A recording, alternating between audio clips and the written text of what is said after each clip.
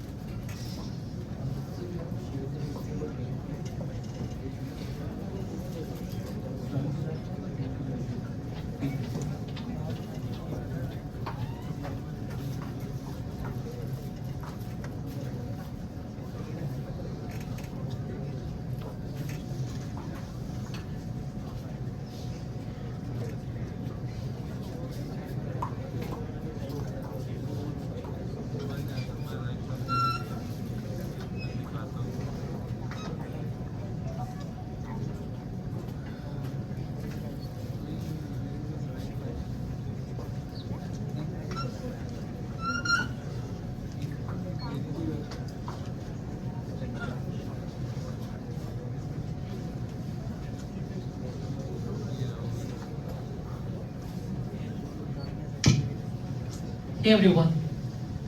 Well, I'm GD for Android Firebase and on-device machine learning. We are just setting up the slides. But meanwhile, today what I'm going to talk about is how you can get started with generative AI applications. Well, majority of you are students here. How many of you are creating the generative AI application as your final year project? How many of you? Why not others? Hackathon? Anything else? Do you find it tough to add generative AI capabilities to your application, whether it's mobile or web? Even tried adding these capabilities? How many of you have not used these capabilities at all? You haven't used generative AI capabilities at all? No ChatGPT, Gemini so far? So those are powered by LLM models. Now, if you want to add this kind of capabilities to your app, how to do this? But before that, what is generative AI? Who can tell me about this? What is generative AI? Anyone? A random guess? It generates natural language outputs instead of discrete, as compared to discrete AI, it generates the outputs in terms of natural human languages. Natural human languages. It goes even beyond that. How about images, videos, audios? Anyone knows about Notebook LM? What it does? So it creates a podcast episode and it's purely powered by the LLM models. They are nothing but the multimodal language models. And today, what I'm going to talk about is, if you want to add the LLM capabilities to your mobile and web app, how you can do with Genkit. Anyone heard of Genkit? A very few of you? Tried Genkit? How's the experience so far? Anything else which you feel that is missing in Genkit?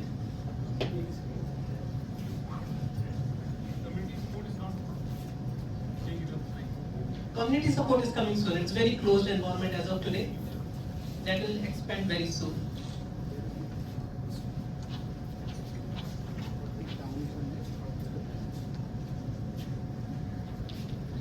Okay, so let's get started with the session. A bit about myself. As I said, I'm the GD for Android, Firebase, and on-device machine learning. And I have over 9 years of experience in app development. Alongside app development, I also worked on AR, ML, generative AI, spoke at multiple tech conferences. So that was a bit of introduction about myself. Now let's get started with the main topic, Firebase. So anyone who has used Firebase in your project? Which services have you used? Real-time DB. Anything else? Firestore. Cloud messaging. So what is Firebase, by the way? Well, Firebase is the Google mobile and web platform to create the great quality app in a record time. And why do they say this? Is because of the plug and play APIs that we have. It's very, very quick to get started. And Genkit, which is again powered by Firebase, is something which is very, very similar to other services that Firebase offers.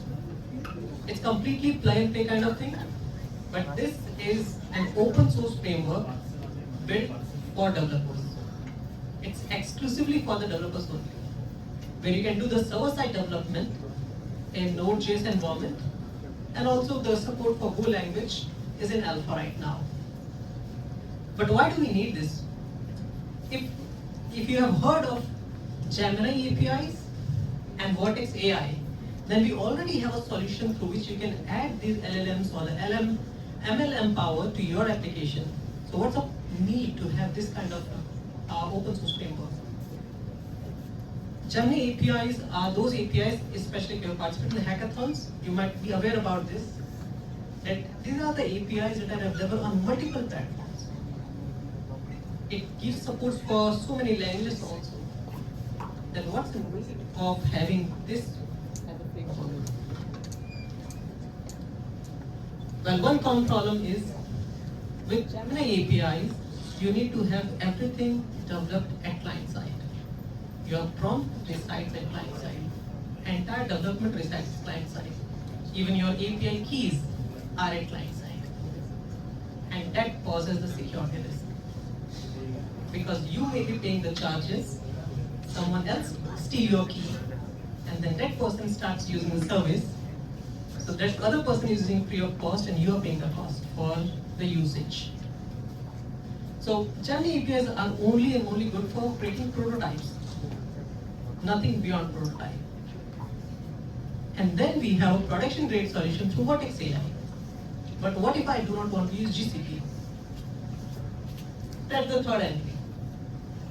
I do not want to use Gemini APIs because I don't want to have any client-side development for any generative AI capabilities.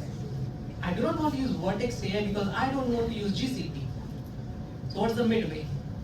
Genkit is all about it. It's a server-side development where you can do the development in such a way where you can host it either on the Google Cloud platform, GCP platform, on Firebase, or your own custom Node.js environment.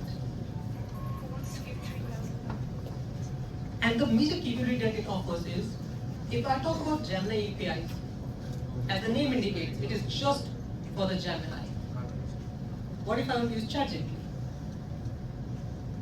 It sounds very weird that I use Gemini APIs to hit ChatGPT APIs.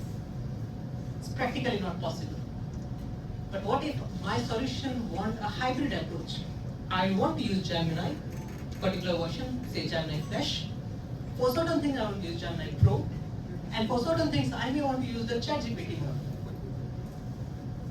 Can we have that kind of hybrid approach? Because now you are doing the server-side development, that's possible with Genkit. It's a unified approach where you decide for a particular approach which model you're going to use. And it offers lots of great capabilities also, like the structure generation. Both the person said that the generative AI capabilities are nothing but the one which generate text. But in that text also, how about if you want to use only JSON as an output, not just the traditional text?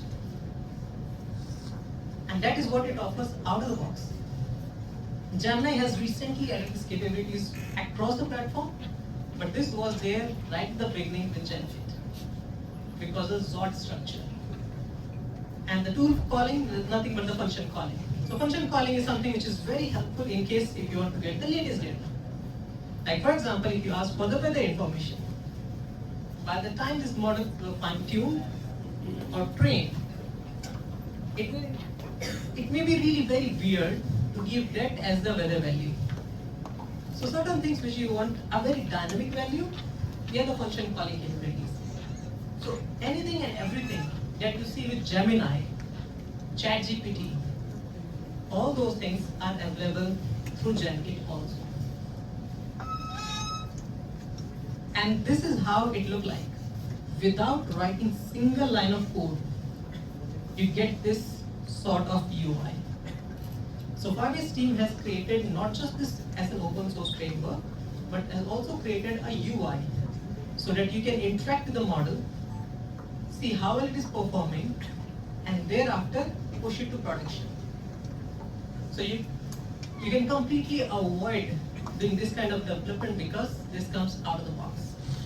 And this is how it looks like when you want to do the experimentation, like the center part where you have the question, this is nothing but the place where you are giving input to the model. And thereafter, the output that it generates. But is that sufficient? Do anyone think that something is wrong here? I gave the input, I got the output. Is it sufficient? As a developer. As an end user, it's absolutely fine. But think from the developer perspective. Is it sufficient? Anyone?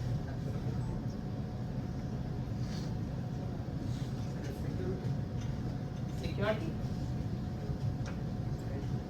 Okay, anything else? If you are developing a generative AI capability, you give some input, model is giving some output which may or may not be appropriate. Is this sufficient? Or you want to debug this? Well, this also gives you a debugging capability, where through the sequence, it tells you that what sequence it has followed while giving or generating the output. Not for the wrong responses, but at least whenever error occurs, you can get into this, that at this particular sequence, my model broke down. This is exclusively helpful for the developers when they are developing it in a very early stage. And whatever you are seeing here, same may be possible in a monitoring approach also, so that you can monitor it later on. And finally, the evaluators, if you are using RAG, anyone heard of RAG? What is RAG, by the way? What's the full form of it? And what do they do? That is helpful to reduce the hallucination. But what if it is generating a proper answer, it's okay. But what if it's not generating proper answer? So the evaluators are also available through Genkit and gives you the level of accuracy that how well the model is responding. Now finally, whatever I talked so far was about the framework. But can we take this to production? Currently it is in beta. It's not advisable to take this to production, but there is nothing as such which stops you.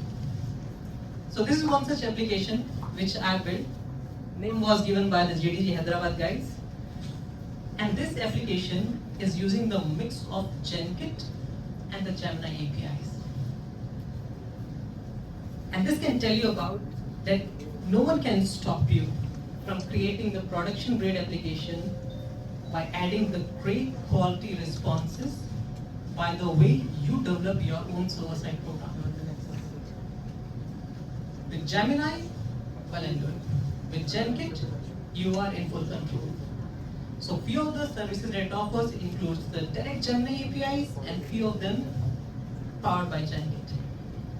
And for the security, because as I said, keys are something which is very important. So security is also taken care of by using the remote control. So that's nothing but a demo application which you can try out and play around to see how well the Genkit responds. And I'll tell you one thing, you're not able to identify the difference between the Gemini APIs and Genkit responses. It's same, it's very identical because the model is same. Just the way I have implemented this 10 to first. Now let's get started with Genkit. So far, it was framework. Now if I want to get started with a very little bit understanding on the Node.js environment, like the TypeScript or JavaScript, not very deep dive into this, a very little bit of understanding is also sufficient here. So let's get started. The first thing is you want to install this Genkit framework because that's what is needed here. Once you have the Genkit framework with you, next is create the new node project. There is a Go support which is coming soon. It is in alpha right now, but what I'm going to show here is purely with respect to node. Now, first was installing Genkit, second Node.js project, and then the third is Genkit init. And that's it. Once you just do this, you will see this entire code, which is pre-written. And if you just run this, it will work in a similar fashion where I've shown you the panel before. This is the place where, and how, by the way, how many of you feel that it's a bit complex right now? A few of you? Okay, so by the end of session, I'll ask you the same thing. Now it may look complex, but let's break it down and then you'll realize how easy it is. Because anything and everything that comes with Firebase, that has to come with simplicity. And so is the case with Genkit too. So let's just break down this code. The structure that it follows is configuration. And in this configuration, we add plugins. So initially, we have seen the entire code base. Just let's take it a bit part by part. The first part is configuration. Just like in any languages, you write the import statement to import the libraries. In a similar way, you need to have the configuration here. And how does it look like? The code is here. So we have the config Genkit on top and then plugins inside it. Whatever services that you want to use, whether it's the ChatGPT model, Google Open model, Vortex AI model, Firebase, for anything that you want to use which is supported by Genkit, you need to add the plugin first. That's the first step. Configuration with plugin. And in case, if you are using the open model, you also have to provide the keys. This is where you can provide it, but in production, do not use this because you probably need to hide it, not to make it an exposed keys for all the developers. But even if you have it, even if you keep it here, there's nothing as such because none of the users can see your code base. So the first step was configuration with plugin. Now the second and the final step is flow. And this flow is nothing but the function. Just like any other function in Java, Kotlin, or any other language, we have functions here also. So once you have defined the plugins which you want to use, you just have to create a function. And this function takes two stuff. One is the configuration parameter, and the second is the async function, which is doing the real work of LLM. Let's see this also. Now initially, you see this entire code base. You see on the top, we have onFlow. That's nothing but the place to initiate the function. And the top section is nothing but your config parameters. The place where you define the name of this function, the input schema, output schema, authentication policy, and all those other parameters that it accepts. And the final thing is your generate method. This is the real method which is doing all the magic. Generate accepts your prompt, your model, which may be the Gemini 1.flash, the Pro model, the JAMA model, any type of model that you want to use, you just have to write it here. And that's it. finally towards the end, you return the response through LLM text not response. But one interesting thing here is tools. Tools are nothing but the functions, the function calling approach that we have. So something similar to what we have as on flow, just to generate the response, we have exact same structure for the function calling also. And this is something which is important to get the latest value by hitting the APIs. So that if you want to get the real-time values, rather than giving those as an input, because it may not be possible all the time to give the real-time input. Just like as I said for weather, or if you are making a cricket application, fetching the real-time score, for those you need to hit the APIs, and that's what we define it inside tools. And if I show you the code for this, then this is how it looks like. The structure is exactly same as flow. Something similar to what you have seen with names, input schema, output schema, then async function, everything remains same. And then finally, it goes to deployment. That's it.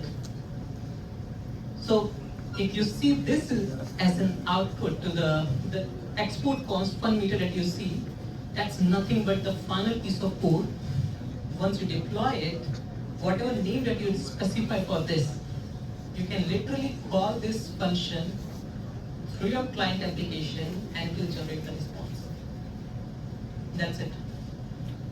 So if we just take off the config part, this is the entire piece of code which will do the magic. And here it's just expecting the text, but you can also pass on the multimedia content, like the images also. And finally for the deployment. So deployment can be done on various environments. Either you can do it on the cloud run, you can deploy it on Firebase using the cloud functions, or in case if you have your own Node.js environment, you can even do so. Now tell me about this. The initial code snippet which I've shown, it looked a bit complicated. But now what's your stand? Is it complicated? How many of you remember the first part? What's the first thing in the configuration? What comes in configuration? The plugins. And inside plugins, we can have for Google, we can have for Firebase, we can have for ChatGPT. And there's also one good thing. If you want to create something which is not available in Genkit, you can even create it and publish it to the public. Like the ChatGPT is not directly supported by Google. It's built by the community. Entropy is again not built by Google, it's built by the community. And after the configuration plugin, the next step is the flow. Flow is nothing but the function which is doing all the magic, especially the async section. And that's it. So finally, you have everything ready with you, just deploy it, and that's it. Now, if you want to use Firebase for deployment, that's the entire piece of code which you have to write, and that's it. Now your solution is ready to be used in your Android, iOS, or web application. Now, how many of you feel that it's easy to add generative AI capabilities to your app? No one? Still complex?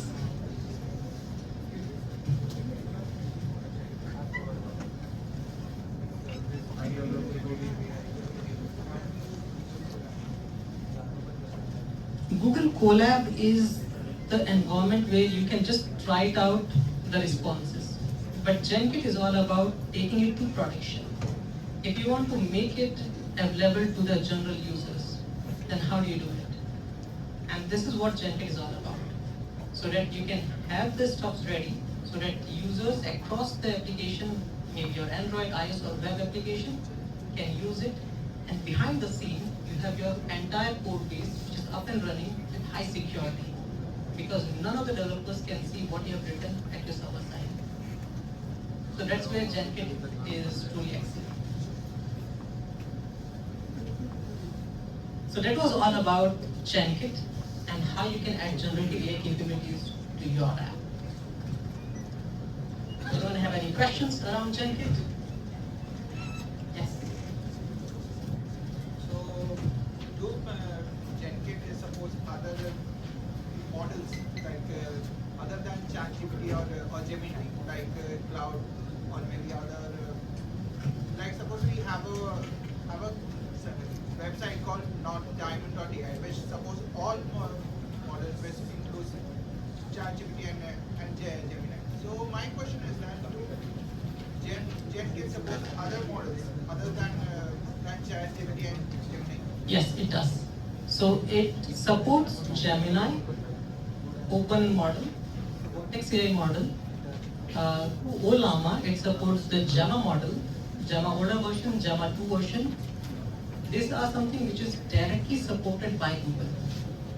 And then Entropy, ChatGPT, these two models are built by the community. And in case if there are few models which is not yet available, like something which is built by Microsoft, other models, then any developer can create a plugin and then make it public to all. So it's extensible actually. So basically, it suppose only like text model and the It voice. supports multimedia also. Okay. So it's a multi-modal capability that it offers. It does offer that.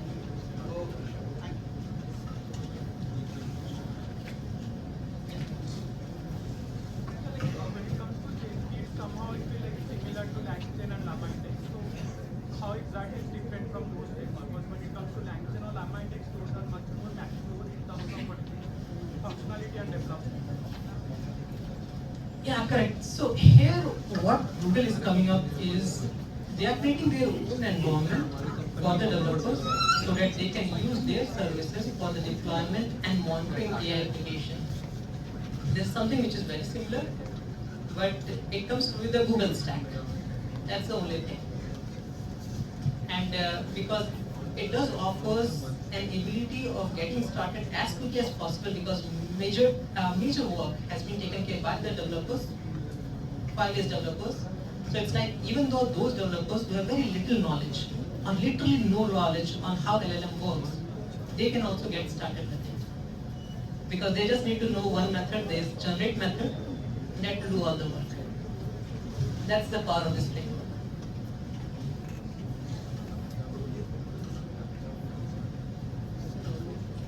Okay, no other questions? We are done. Thank you.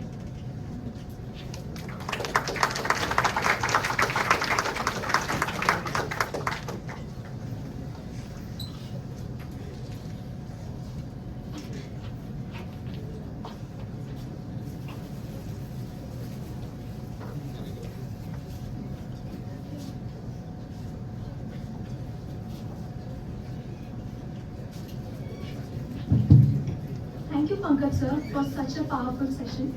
Now I would call Shashwat sir to give the bouquet to Ashutosh S. Bhakre sir